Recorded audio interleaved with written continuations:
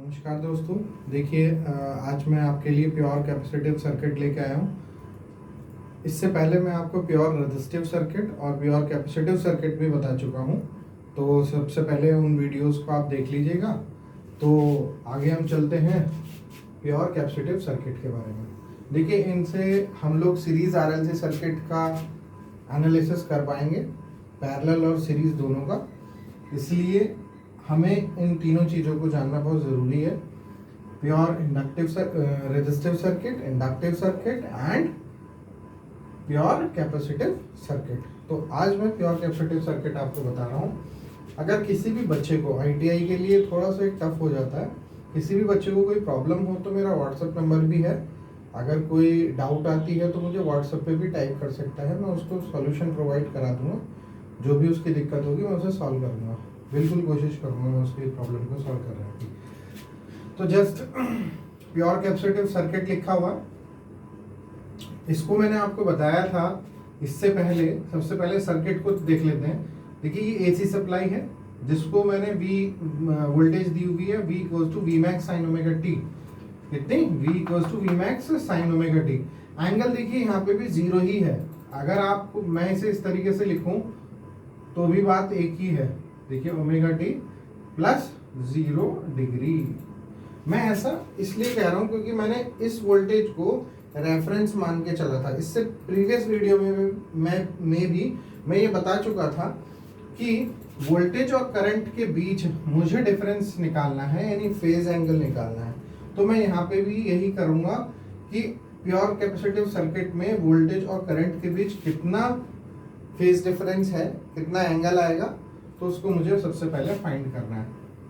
तो किसी एक को, या तो करंट को या फिर वोल्टेज को, मुझे रेफरेंस मानना पड़ेगा। हाल फिलहाल में मैंने दोनों कंडीशन में, और ये तीसरी कंडीशन है, सभी में ही वोल्टेज को रेफरेंस माना है।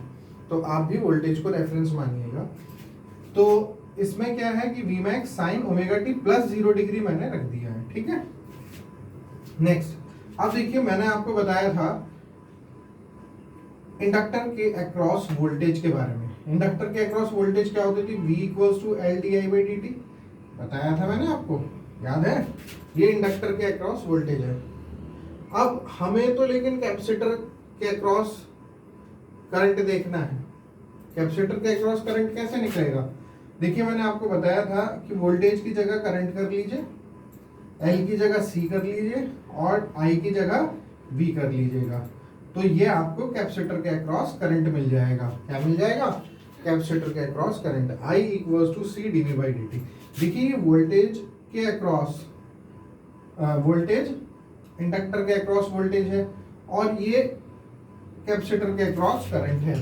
तो इस बात को याद रखिएगा, ऐसा ना हो कि कहीं भूल जाए कि भाई ये वोल्टेज और करंट के बीच ये बहुत अलग है, क्योंकि ये वोल्टेज इंडक्टर के अक्रॉस है और ये कैपेसिटर के अक्रॉस करंट है। ध्यान रखना, I equals to C dV/dt। अब ऑलरेडी हमें पता है कि I क्या है, फाइंड करना है हम लोगों को, क्योंकि वोल्टेज का और करंट का डिफरेंस निकालना है। वोल्टेज हमने रेफरेंस ले लिया, करंट का हमें डिफरेंस निकालना है इसके द्वारा, वोल्टेज के द्वारा। तो देखिए, I equals to C dV/dt।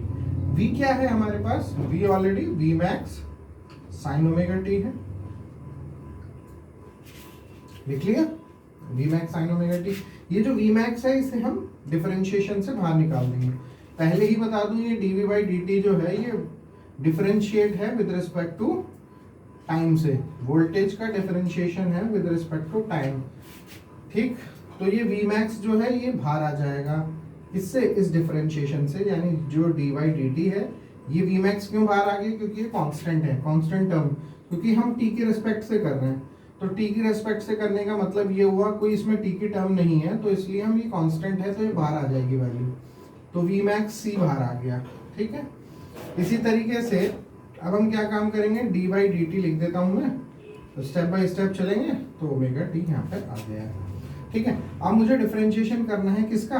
dy/dt sin omega t का। तो sin ओमेगा t का कैसे करेंगे डिफरेंशिएशन, जरा देखते हैं।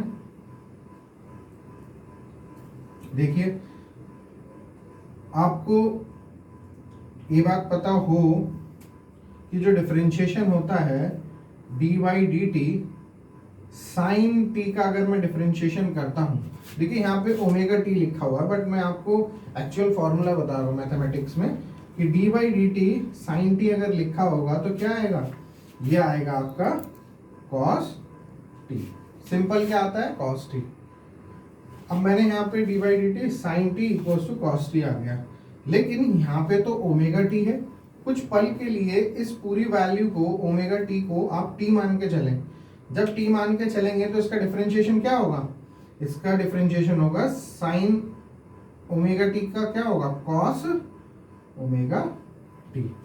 तो मैंने अभी इस पूरे वैल्यू को मतलब ओमेगा टी को मैंने टी माना इस फॉर्मूले के हिसाब से, तो ओमेगा टी मिल गया। लेकिन एक्चुअली में यहाँ पे तो ओमेगा टी है, एक्चुअल में ओमेगा टी है, तो मुझे अब इसका क्या करना पड़ेगा, इसका और फर्दर डिफरेंशिएशन करना पड़ेगा। अगर आप देखें तो ओमेगा टी का बाई डी टी से अलग से डिफरेंशिएशन करूं, अब ये करना पड़ेगा। क्यों करना पड़ेगा, क्योंकि हमने पहले टी कंसीडर किया था, टी का मतलब ओवरऑल ओमेगा टी को टी कंसीडर किया था, लेकिन एक्चुअल में ओमेगा टी है। तो अब क्या होगा कि ओमेगा कांस्टेंट है, ये बाहर आ जाएगा, तो मैं इसे हटा देता हूँ, बाहर लिख देता हूँ, तो ये डी बाई डी टी है और ऊपर भी डी टी है, तो कट जाएगा पूरा, बचता क्या है, ओमेगा। तो इसे हमें लिखना है मल्टीप्लाई में। इसे ऐसे भी लिख सकते हैं, मैं फर्दर लिख देता हूँ कि v max omega c cos omega t. ठीक है, मैं थोड़ा सा स्लोली इसलिए लेके चल रहा हूँ इस टॉपिक को, क्योंकि भाई 2 टॉपिक इससे पहले भी करा चुका हूँ। कुछ की डाउट अगर रह गई हो तो वो यहाँ पे क्लियर हो जाएगी, क्योंकि लगभग सब सेम ही है, इसलिए मैं थोड़ा सा स्लो लेके चल रहा हूँ इस टॉपिक को। तो v max omega c cos omega t, ये है omega c cos omega t. Next, अब देखिए ये जो आपके पास ओमेगा सी है, इसे हम ऐसे भी तो लिख सकते हैं, देखिए v max 1 by omega c भी लिख सकते हैं। अगर आप इसकी मल्टीप्लाई करेंगे ऊपर की तरफ, ये डिवाइड में है ना, तो ऊपर की तरफ मल्टीप्लाई में हो जाएगा, तो ये यही चीज आएगी omega c into v max. तो हमने इसे ऐसे लिख लिया। क्यों हमने ऐसे लिखा, क्योंकि इससे पहले वी मैक्स बाई एक्सएल आया था, यानी v max by omega l आया था। इसका कहने का मीनिंग ये था मेरा कि इससे पहले प्योर इंडक्टिव सर्किट में उसी के ही सिमिलर मुझे रखना है, क्योंकि सीरीज आरएलसी सर्किट अगर फाइंड करना है तो सभी को एक सिमिलर वे में लाना होगा। तो v max 1 upon omega c हो गया, इसे मैंने कॉस ओमेगा टी लिख लिया। ठीक है, और फर्दर में इसे चलते हैं आगे। तो देखिए ये जो निकल के आया फॉर्मूला, ये बहुत इंपॉर्टेंट फॉर्मूला निकल के आया है। इसको बोला गया, देखिए XC equals to 1 by omega c. XC को 1 बाई ओमेगा सी लिख देते हैं। XC है क्या एक्चुअल में, XC आपका है कैपेसिटिव रिएक्टेंस,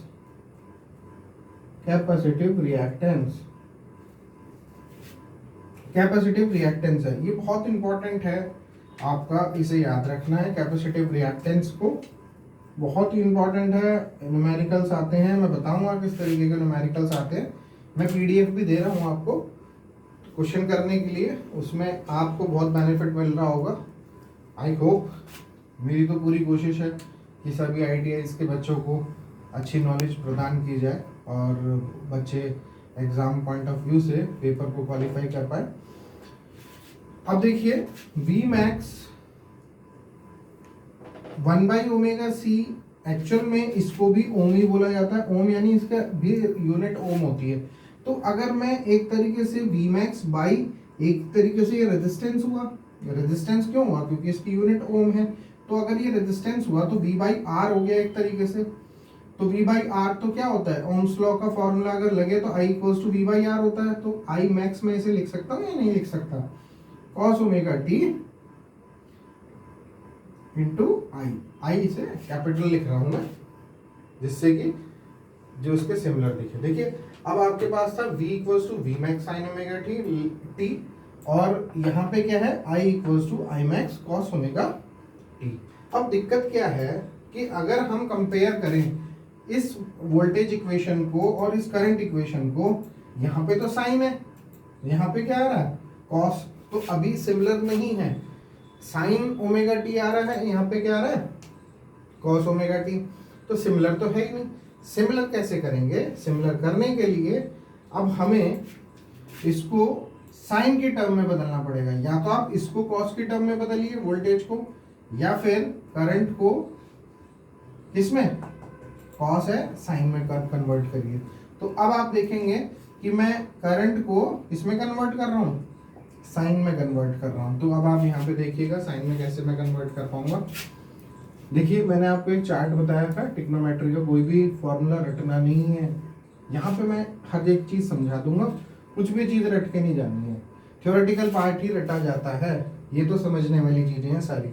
कितना रट के जाओगे आप लोग एग्जाम में, इसलिए आप समझिए, समझ के करने में बहुत फायदे हैं। काफ़ी सारे क्वेश्चंस आप कर सकते हैं। एक बार आप समझने की अपने अंदर प्रवृत्ति लाइए, सब सही हो जाएगा। सारे एग्जाम, कॉम्पिटिटिव एग्जाम क्वालिफाई होना शुरू हो जाएंगे। अब देखिए मैंने पिछले प्रीवियस वीडियो में भी प्योर इंडक्टिव सर्किट के केस में भी ये चार्ट बनाया था। ये है आपका कॉस ओमेगा टी, ये है आपका माइनस कॉस ओमेगा टी, ये आपका साइन ओमेगा टी, और ये ऊपर आएगा माइनस का साइन ओमेगा टी। इस तरीके से चार्ट आपको बनाया था। आपको ये भी बताया था कि अगर एंटी क्लॉकवाइज चलेंगे, एंटी क्लॉकवाइज तो पॉजिटिव होगा, और अगर क्लॉकवाइज चलेंगे तो क्या होगा, नेगेटिव होगा। तो देखिए एंटी क्लॉकवाइज का मतलब इस तरीके से, क्लॉकवाइज का मतलब घड़ी की दिशा में, जैसे घड़ी रोटेट करती है, ठीक है। तो अब हम देखते हैं, हमारे पास तो क्या आया हुआ है, I equals to i max cos omega t. देखिए कॉस ओमेगा टी आया हुआ है, मुझे कॉस ओमेगा टी को साइन की फॉर्म में लिखना है। हाँ देखिए ये रहा साइन और ये रहा कॉस ओमेगा टी। अगर मैं यहाँ से यहाँ चलूँ, ये क्या है, ये एंटी क्लॉकवाइज है। देखिए जरा, एंटी क्लॉकवाइज मतलब उल्टा, घड़ी की उल्टी दिशा में। तो हम इसे क्या लिखेंगे, साइन ओमेगा टी। मैंने देखिए यही वाला पॉइंट यहाँ पे लिख लिया, साइन ओमेगा टी। देन ये 90 डिग्री है, मैं लिख लेता हूँ इसे 90 डिग्री। मैं क्यों ना रेडियन की फॉर्म में लिख लूँ, क्योंकि ये भी रेडियन में ही लिखा हुआ है, ओमेगा हमेशा रेडियन में होता है। तो मैं लिखूंगा माइनस का प्लस का। देखिए जब ये ऐसे चल रहा है, मतलब रोटेट किस तरीके से कर रहा है, एंटी क्लॉकवाइज कर रहा है। एंटी क्लॉकवाइज पॉजिटिव लिया जाता है, तो मैंने लिया पॉजिटिव। पाई बाई 2 90 ही होता है, पाई की वैल्यू 180 रखेंगे बाई 2, तो क्या होगा 90 ही होगा। तो sine omega t plus 90 equals to किसके बराबर हो गया, कॉस ओमेगा टी। तो ये फॉर्मूला कुछ भी याद करने की जरूरत नहीं पड़ी, इस चार्ट की वजह से ही हमें सब याद हो गया, रिमेम्बर हो गया। अब आप देखिएगा कि साइन ओमेगा टी प्लस 90 जो है वो कॉस ओमेगा टी के बराबर है, यानी ये कॉस ओमेगा टी जो लिखा है। अब हम क्या करेंगे, अब हम करते हैं इसको I इक्वल्स टू, क्या लिखा था, आई मैक्स कॉस ओमेगा टी को अब हम क्या लिखेंगे, sign omega t plus 90 degree. समझ में आया, यानी अब हमने कॉस के टर्म को साइन के टर्म में कन्वर्ट कर दिया। आपको कोई भी ट्रिग्नोमेट्री के यहाँ फॉर्मूले याद करने की जरूरत नहीं कि साइन 90 प्लस थीटा या साइन 90 माइनस थीटा क्या होता है, कुछ भी याद करने की जरूरत नहीं है। सिर्फ ये चार्ट आपके दिमाग में रहेगा तो सब कुछ कर पाएंगे। अब आप देखिए I equals to i max sine omega t plus 90 हो गया है, और इसे फर्दर देखें तो क्या अब साइन के टर्म में चेंज हो चुका है। तो अगर वोल्टेज मेरे पास थी रेफरेंस, तो v max sine omega t थी। अब आप इससे जरा फाइंड करें, ये 0 डिग्री पे था। देखिए जरा बहुत ध्यानपूर्वक देखें इन दो इक्वेशंस को। ये करंट की इक्वेशन है, वोल्टेज की इक्वेशन है। अगर मैं यहाँ पे फेजर डायग्राम की बात करूं, किसकी, फेजर डायग्राम की। देखिए फेजर डायग्राम,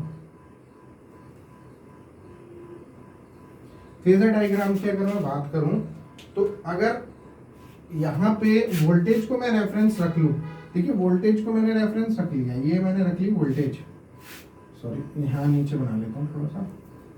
देखिए ये रखी मैंने वोल्टेज, ये रखी वोल्टेज, ठीक, ये मैंने रेफरेंस रख लिया यहाँ पे वोल्टेज। और करंट देखिए यहाँ पे 90 प्लस का है, 90 प्लस का है। रेफरेंस वोल्टेज यानी जीरो एंगल पे मैंने यहाँ पे रख ली है। आप चाहो तो वोल्टेज को यहाँ पे रख लो, चाहे इधर रख लो, चाहे नीचे की तरफ रख लो, एज योर विश। कोई भी जहाँ पे भी रखोगे वो आपके रेफरेंस हो जाएगी। मैंने यहाँ पे रख ली है वोल्टेज जो कि रेफरेंस है 0 डिग्री के एंगल पे। अब ये जो 90 डिग्री है ये क्या है, प्लस का है, प्लस का कर रहा है तो इसका मतलब लीड कर रहा है, लीड कर रहा है वोल्टेज से। तो करंट कहाँ बनेगा, ऊपर की तरफ। ये बन गया आपका करंट। कितना डिग्री एंगल, 90 डिग्री के कोण पे। ये लो जी, बन गया 90 डिग्री के एंगल पे आपका क्या कर रहा है, वोल्टेज करंट से। अब हमें देखिए क्या लिखना है इसमें, ये जान लीजिए, ये बहुत इंपॉर्टेंट पॉइंट है।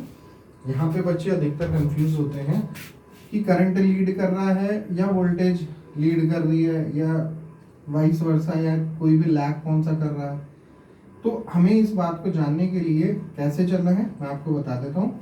सबसे पहले एंटी क्लॉकवाइज चलिए। देखिए एंटी क्लॉकवाइज मतलब उल्टी, घड़ी की उल्टी दिशा में। देखिए ये मैं पहुंच गया, मेरा स्केच कहाँ पे आ गया, यहाँ पे। जरा फिर दोबारा से देखिए ऐसे।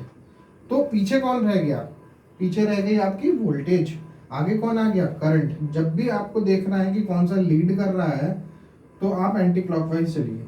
तो जैसे ही आप एंटी क्लॉकवाइज चलेंगे तो आपको पता चल जाएगा कि करंट क्या कर रहा है, लीड कर रहा है, पीछे क्या रह गया, वोल्टेज, यानी वोल्टेज लैग कर रही है। तो दो तरीके हैं इसे लिखने के। पहला तरीका तो ये है, I leads V by 90 degree. I leads कर रहा है वोल्टेज से बाय 90 डिग्री। दूसरा तरीका क्या है, और V लीड्स, सॉरी लीड्स नहीं, लैग होगा, लैग्स I बाय 90 डिग्री।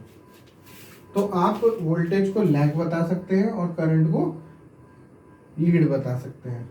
इस तरीके से भी आप लिख सकते हैं। तो ये भी बहुत इंपॉर्टेंट है, ये भी आपका बहुत इंपॉर्टेंट है। फेजर डायग्राम भी कहीं बार आया हुआ है, ITI हो, इवन डिप्लोमा होल्डर्स हो, और कई सारे कॉम्पिटिटिव एग्जाम्स हो, ITI के हो या डिप्लोमा के हो, सब में पूछा जाता है। नेक्स्ट देखिए फेजर डायग्राम की बात करी हाल फिलहाल में। अब मैं आपको बताता हूँ किसके बारे में, वेव फॉर्म के बारे में। तो अब हम वेव फॉर्म देखते हैं। देखिए यहाँ पे वेव फॉर्म से पहले मैं आपको एक क्वेश्चन बता देता हूँ, ITI का क्या क्वेश्चन आया हुआ है। यहाँ पे पावर फैक्टर पूछा जाता है। देखिए बिल्कुल सीक्वेंस से मैं चला हूँ। पहले आपको बताया कि इनके वोल्टेज और करंट के बीच में डिफरेंस, फेजर डायग्राम की बात बताई है। अब मैं बता रहा हूँ आपको पावर फैक्टर के बारे में। तो पावर फैक्टर क्या होता है, बहुत इंपॉर्टेंट है, बच्चे रट के जाते हैं, इसका ये होता है, इसका ये होता है। रटिए मत, समझिए। देखिए पावर फैक्टर, पावर फैक्टर के बारे में बात करते हैं। पावर फैक्टर होता है क्या, इसको बोलते हैं cos फाई। पावर फैक्टर को क्या बोलते हैं, cos फाई बोला जाता है। आपको पता चल रहा है इसके बीच कितना डिग्री का एंगल है, वोल्टेज और करंट के बीच 90 डिग्री का, बिल्कुल सही। तो cos 90 डिग्री मैंने लिख लिया है। cos 90 आपको पता होगा क्या होता है, 0 होता है। क्या होता है, 0। तो इसे भी क्या बोलेंगे, 0 power factor. Unity power factor resistive होता है, बाकी इंडक्टिव, प्योर इंडक्टिव और प्योर कैपेसिटिव पावर फैक्टर दोनों के क्या होते हैं, 0। तो ये बात आपको याद रखनी है। ये भी बहुत इंपॉर्टेंट पॉइंट है, जैसे मैं आपको अभी भी बता दूं क्या क्या इंपॉर्टेंट पॉइंट है। बार बार रिपीट कर रहा हूँ, इसलिए रिपीट कर रहा हूँ क्योंकि ये बहुत इंपॉर्टेंट टॉपिक है।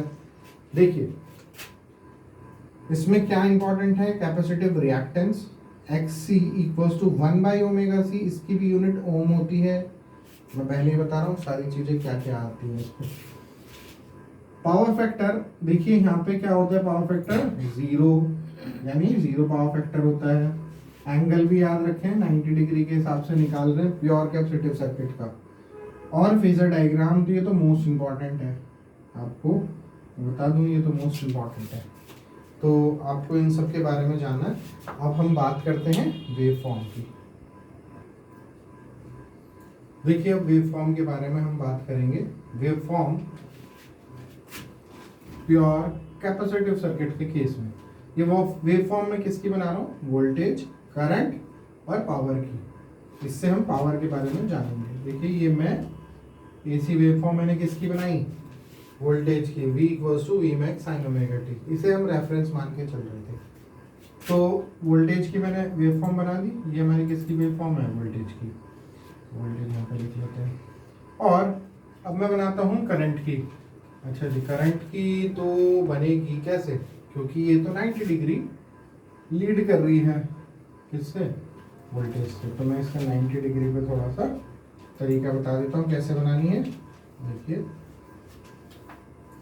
थोड़ा सा इसे एक्सटेंड कर लेते हैं, ये मैं बताता हूँ।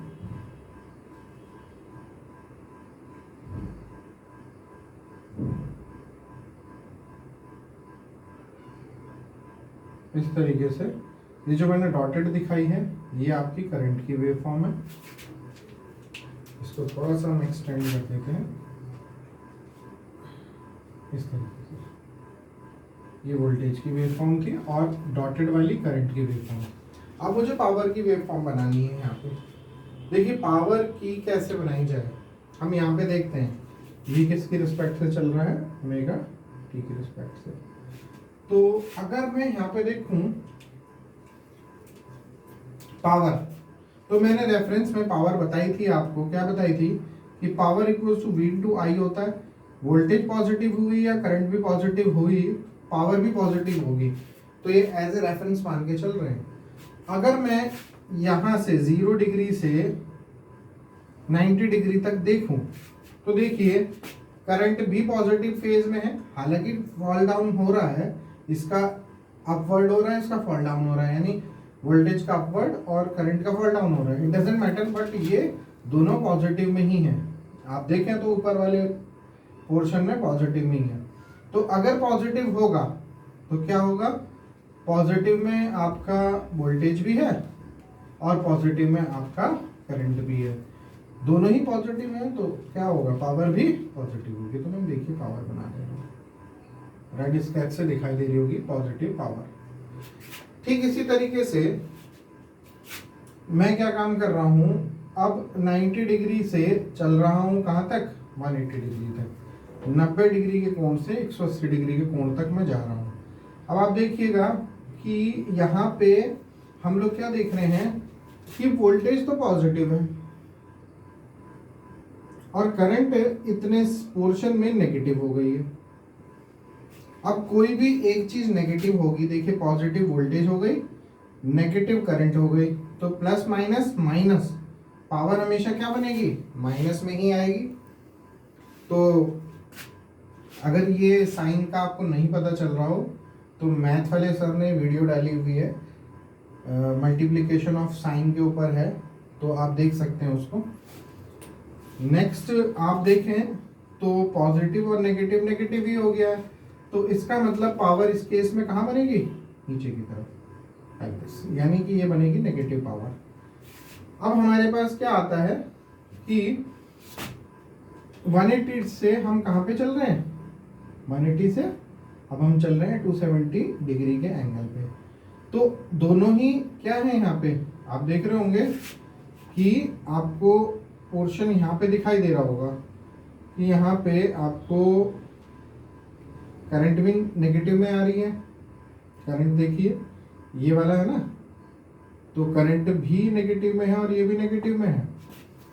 देखिए इतने पोर्शन में वोल्टेज आ रही है नेगेटिव और करंट भी क्या है, नेगेटिव ही है। तो दोनों ही नेगेटिव में होंगे, नेगेटिव नेगेटिव, तो क्या बनेगी, पावर हमेशा पॉजिटिव बनेगी। तो ये कहाँ की तरफ दिखाना पड़ेगा, ऊपर की तरफ। आई होप समझ में आ रहा होगा धीरे धीरे। देखिए अब एक बार और चलते हैं, क्यों ऐसा हो रहा है। वैसे मुझे पावर का पता चल चुका है, लेकिन फिर भी हम एक स्टेप और चलते हैं कि 180 डिग्री तक हमें चलना होगा एक फुल साइकिल के लिए। तो देखिए करंट तो इसमें पॉजिटिव हो गई और वोल्टेज हो गई यहाँ पे नेगेटिव। इतने पोर्शन में देखिए तो करंट पॉजिटिव में हो गई है, कोई भी एक नेगेटिव में हुआ है या वोल्टेज चाहे करंट, तो वो कहाँ बनेगा, नेगेटिव नीचे की तरफ ही होगा। तो ये आ गई आपकी पावर नेगेटिव। अब आपको पता चल गया होगा, अगर मैं एवरेज पावर की बात करूं, average power for full cycle, average power for full cycle कितनी आ रही है, 0 वाटेज में कितनी पावर आ रही है, 0। कैसे 0 आ रही है, ये इसलिए आ रही है क्योंकि एक बार पॉजिटिव एक बार नेगेटिव, एक बार पॉजिटिव एक बार नेगेटिव।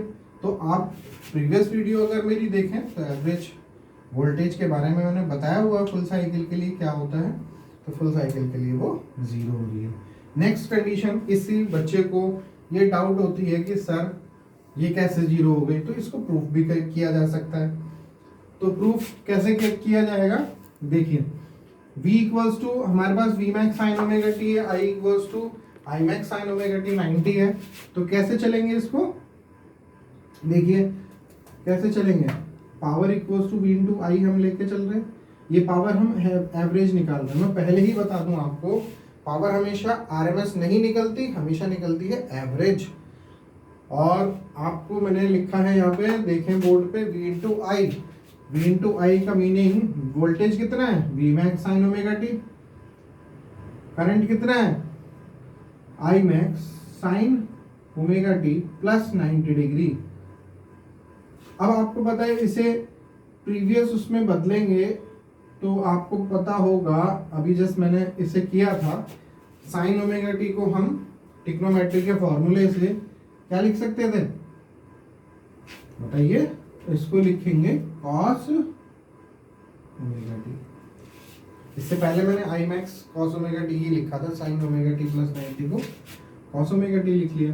तो इसे हम क्या लिख सकते हैं, देखिए इसको वी मैक्स आई मैक्स, मैं थोड़ा सा इसको इस तरीके से लिख सकता हूँ, इंटू कॉस ओमेगा टी। और इसमें एक बात और है, अगर मैं इस एक फॉर्मूला इधर अप्लाई हो रहा है, फॉर्मूला मैं बता देता हूँ आपको, साइन 2 ओमेगा टी का इक्वल्स टू क्या होता है, इक्वल्स टू होता है 2 sine omega T into cos omega T. अच्छा जी, अगर ये फॉर्मूला होता है तो इसका मतलब 2 की मल्टीप्लाई ऊपर कर ले, 2 की मल्टीप्लाई नीचे की तरफ कर ले, तो 2 sine omega T cos omega T किसके बराबर हो गया, साइन 2 ओमेगा टी के। तो v max i max by 2 sine omega t.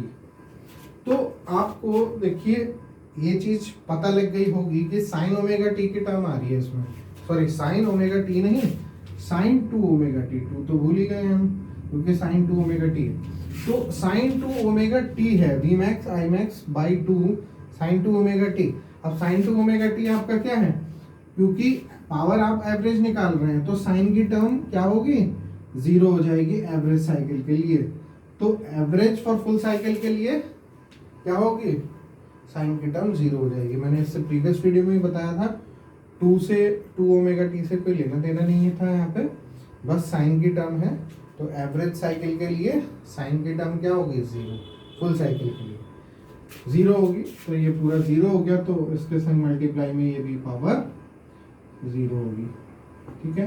तो एवरेज पावर कितनी बैठी, 0 वाटेज, ठीक है।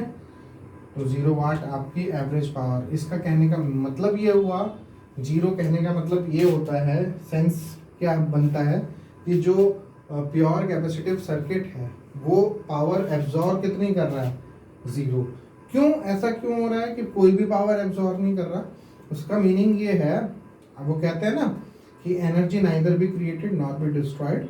इट मीन्स यहाँ पे हम ये कह रहे हैं, चाहे इंडक्टर हो चाहे कैपेसिटर हो, दोनों ही केस में एब्जॉर्ब पावर नहीं हो रही, क्योंकि ये एक बार स्टोर करते हैं और दूसरे टाइम रिलीज कर देते हैं, उसको डिस्चार्ज हो जाता है।